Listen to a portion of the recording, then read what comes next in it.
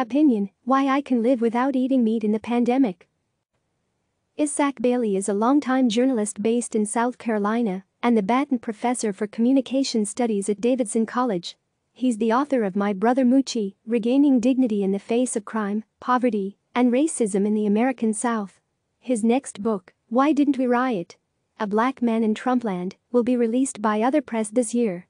The views expressed in this commentary are his own. View more opinion on CNN. I love eating meat. A meal doesn't feel like a meal without meat, even if it's just a slice of bologna sandwiched between wheat bread, like I had this morning. I like my steak well done, my chicken fried or baked or battered, my sausage spicy and my hamburger well seasoned with just the right mix of ketchup and mustard. I might forget to eat my vegetables, but I never forget to add the meat.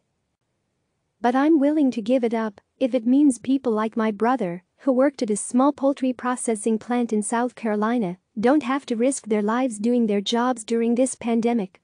President Donald Trump signed an executive order Tuesday aimed at keeping these meat processing facilities open, even though more than 4,900 workers have tested positive for COVID-19 and at least 20 have died, according to a new Centers for Disease Control and Prevention study.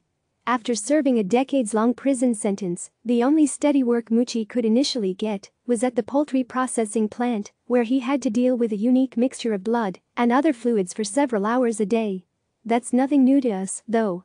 Where we grew up, it was nothing to watch a man knock out a pig with an axe before removing its head and hanging it up on a long rusty nail on the side of the barn to let the blood drain, and you get the picture.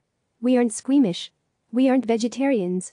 Heck, when two of my nieces brought vegan burgers to a cookout and asked that we guard them so no one else would eat them before they could to get the grill, we giggled.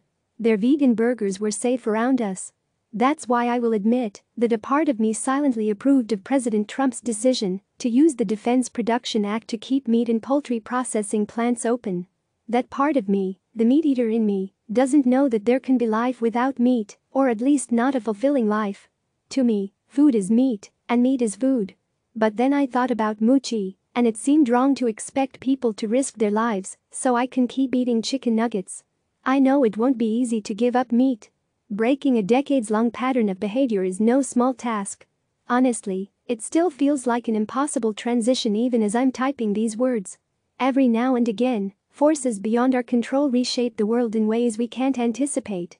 That's what this coronavirus is doing, whether we like it or not. When something major happens, the sudden change can be frightening.